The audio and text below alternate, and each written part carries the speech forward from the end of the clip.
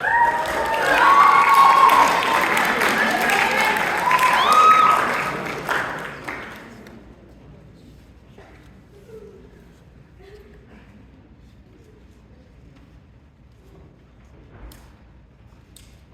passage for honesty in our society today is really quite sad.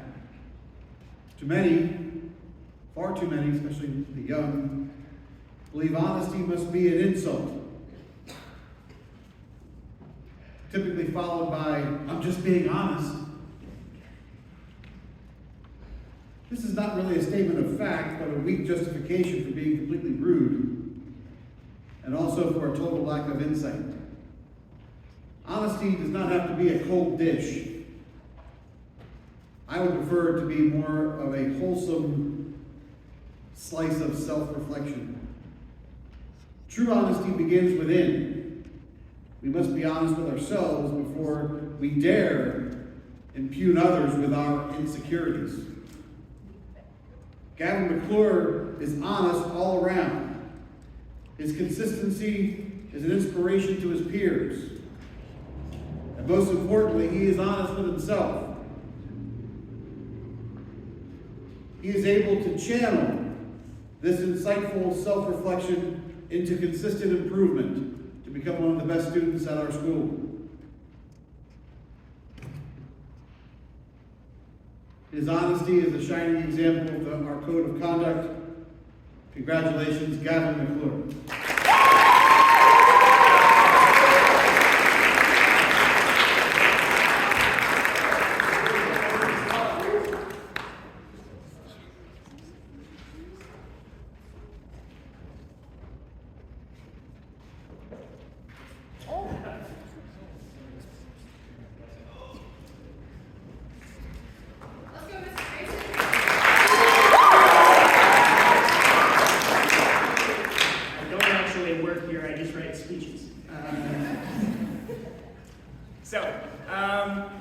I would like to start by talking about self-reliance.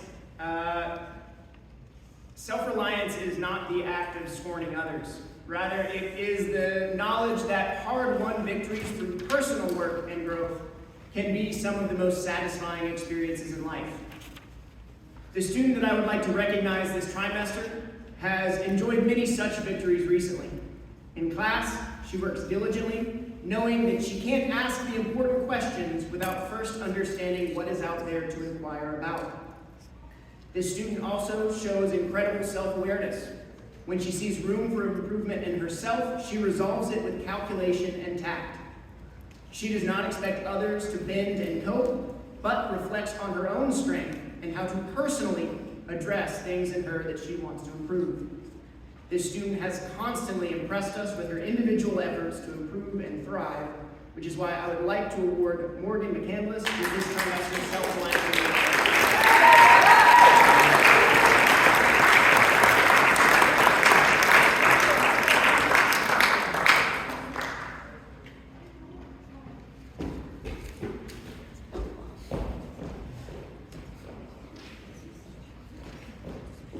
All right, one more. So, I did such a great job talking about gratitude before. They asked me to do it again. So, let's take a shot at it. So, unfortunately, sometimes life does not deserve our gratitude. It can be unkind. It can be unfair. It can challenge our ability to function, let alone to flourish. A rare few people can swat aside each inconvenience life throws their way and find a purpose in each moment of pain. To persevere through these trials is a valiant approach, but it's not always a viable one. For most of us, part of the process of managing pain and strife is knowing that we deserve help from others who care. The student I would like to recognize today has faced their fair share of challenges, and they have begun to discover that they are worthy of the support they need, and that those around them anticipate the opportunity to give her the small support she needs to do great things. Gratitude, not guilt, is the appropriate response to support from others. And Randallin Caves has shown extraordinary gratitude this trimester, earning the Gratitude Award.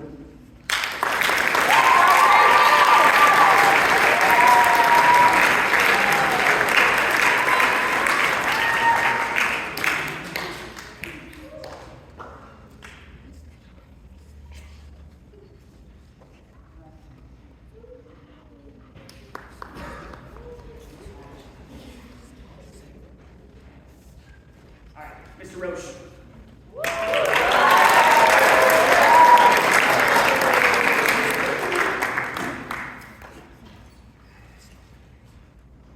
In the right spot. I've been slotted, thankfully, with the Code of Conduct for Compassion. And listen, I can stand up here, simply give you the definition of compassion, name the distinguished student, and then we can move on. Having said that, compassion is defined as the following. Compassion literally means to suffer together. Among emotion researchers, it is defined as the feeling that arises when you are confronted with another's suffering and feel motivated to relieve that suffering. I have personally witnessed this student be moved with compassion to the point of not just staying there, to the point of helping their fellow student when that student was frustrated, anxious, and ready to give up. Compassion is taking off the throne, or taking yourself off the throne and getting down in the muck and mire with someone. To be in there with them in the trench. I have seen the results of such actions. I have seen the impact on someone's life that they can make. So it is great honor. I say that Mary Robinson is your Compassion Code of Conduct Award winner.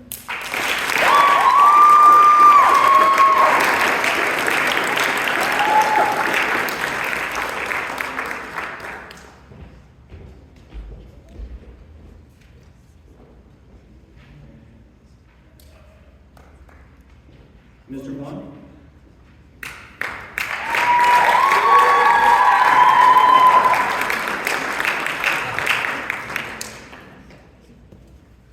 Work ethic is something that transcends the niceties of a situation and does not succumb to the whims of popular opinion. No matter what the flavor of the day might be, when we get right down to it, there are things that just need to be done. Not attempted, not vaguely hinted at, not promised and then covered up with a half-hearted apology, just done. A person with a solid work ethic is one that you can trust. Doesn't mean that they're perfect, just means that they are perfectly willing to work hard in an ethical manner to do the things they want to do, and more importantly, the things that they know need to be done in order for the whole system to work properly. Our Code of Conduct winner for work ethic in the first trimester of this year is Keeler Hemmings. You can clap.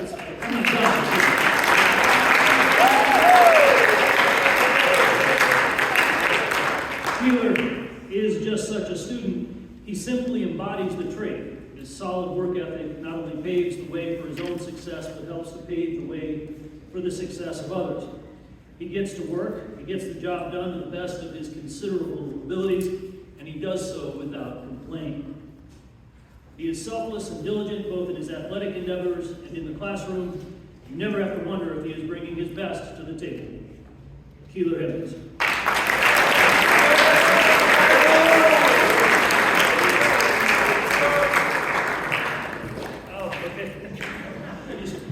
That's my bad. Next up is Mr. Chris.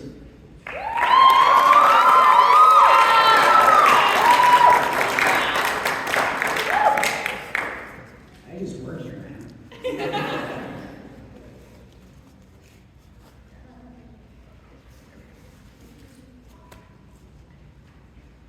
Responsibility. I see responsibility as two actions, or two capabilities, if you will. The ability to take ownership when you've messed up. That is responsibility. And the ability to take charge with things that you can do well in is also responsibility. It pleases me that both of the Code of Conduct Awards, between middle school and high school, that I get to award today, are both to members of tech. A job that, as I had previously stated, is often thankless, except for right now, of course. Sweet.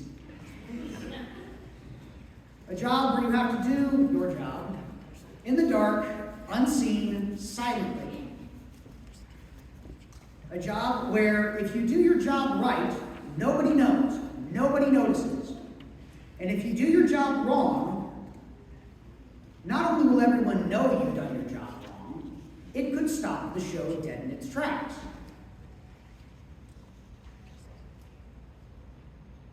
During not just the fall play, but during preparations for the 10th grade play earlier in the trimester, I had a student who loves TED, who loves being on TED, who loves being a part of it, who frankly took charge of his station last year when he was only in 9th grade, which is impressive, especially for the job at hand. And every day he would walk up in the morning, "Do you need anything done today?" Because he knew that if I didn't, he had been doing his job right. And if I did, he knew he could do it. Running the soundboard in TED is an extraordinarily difficult position. Let me tell you what. Soundboard is a multi-$1,000 instrument that controls every piece of electricity coming into it and every piece of electricity going out of it. And you can break all of it disastrously at any point if you don't know what to do. And there are hundreds of points of contact where you can do that.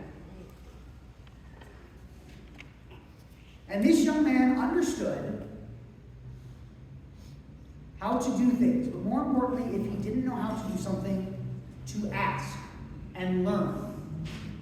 And if he messed up, to come and tell me before he broke it further. And as a result, has become one of the best sound technicians that Tech has really ever seen. The Responsibility Award goes to Ashton Gribble.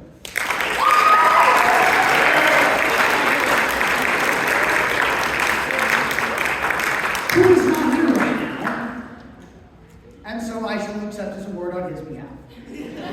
Tragically, I do not have the cowboy hat to... Yeah, I know. It's tragic. And now, Dr. Gribble.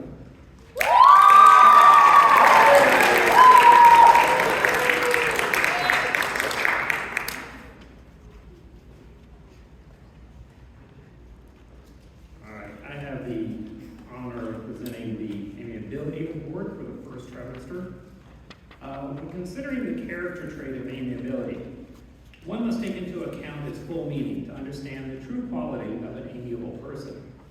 We often think of amiability as having the quality of being merely friendly or nice. While this is true, the trait has some more nuanced aspects. Being amiable also means being kind, being cheerful, being gracious, being gentle, being polite, being thoughtful, and being courteous. The winner of the Amiability Award for this trimester is certainly someone who encompasses the full spectrum of the meaning of the word. In class, she is cheerful, polite, and thoughtful. I can always count on her to positively contribute to class discussions and to be engaged in her schoolwork. In her interpersonal interactions, she is kind, courteous, gentle, and gracious. She is always supportive and encouraging to her peers. Because she truly embodies all aspects of amiability, the winner of the first trimester Amiability Code of Conduct Award is Oceana Sands.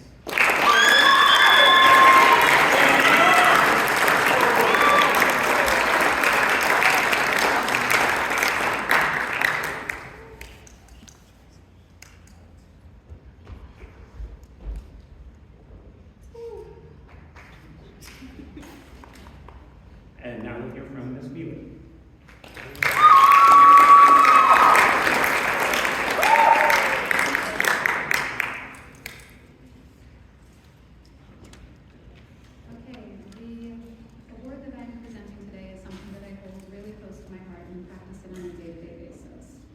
The award is for integrity, and it is the practice of being honest and showing a consistent and uncompromising adherence to a strong and moral, ethical principles and values. The ethics integrity is regarded as the honesty and truthfulness or eagerness of one's actions. More than this, a person with integrity not only behaves ethically by doing the right thing when they are around, when others are around, but also consistently upholding their convictions even when no one's looking.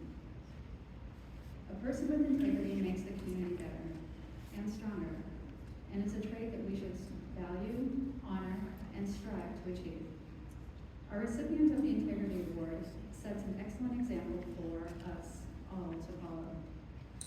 This school year, they have made every class that they have been in better because of their presence. They're welcoming, kind, and honest, and have had a positive impact on our campus at all levels, from their academic peers to their sports teams and to the staff. They are a student of great integrity, taking pride in what they do daily, and are very aware of how their solid convictions have made a positive impact on others. I am honored to present our High School Integrity Award to Ms. Violet Lambert.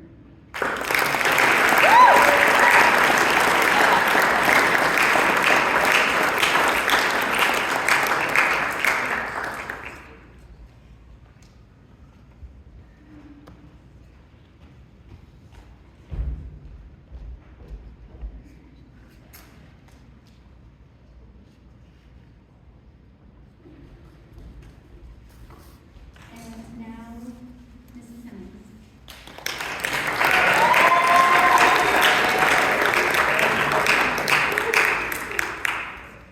Okay, I'll be presenting the High School Code of Conduct Awards for courage and respectfulness. First, courage.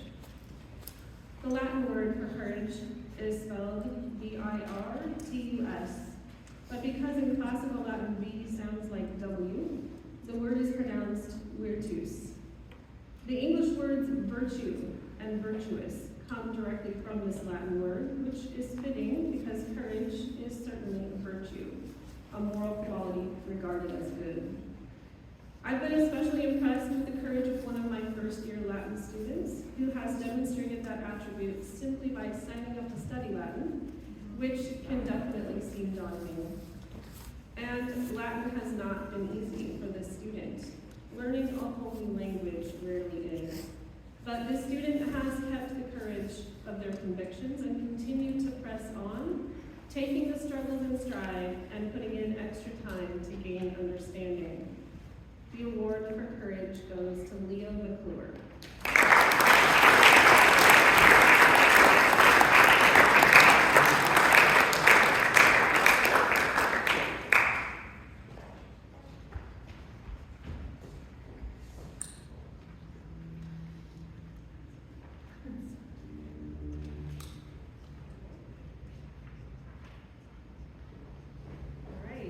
And now, respectfulness. Respectfulness is often reflected in our words and actions, but sometimes respectfulness is best expressed when we're still and quiet. Word to the wise, when you're a student in a class, this form of respectfulness goes a long way with a teacher who will at least get the impression, as long as you're awake, that you are actually listening and learning. I've been fortunate to have many respectful students so far this year, for which I am truly grateful. One person in particular, though, has stood out. Every day during visual arts class, he was clearly engaged and attentive, and he always patiently waited for the right time to raise his hand and ask a clarifying question. It is so refreshing to see a high school student exhibit this level of self-control. He's also fun and funny, and well-liked by his peers. He truly makes it cool to be considerate. Side note, he takes the tiniest notes I've ever seen, and somehow they are still readable.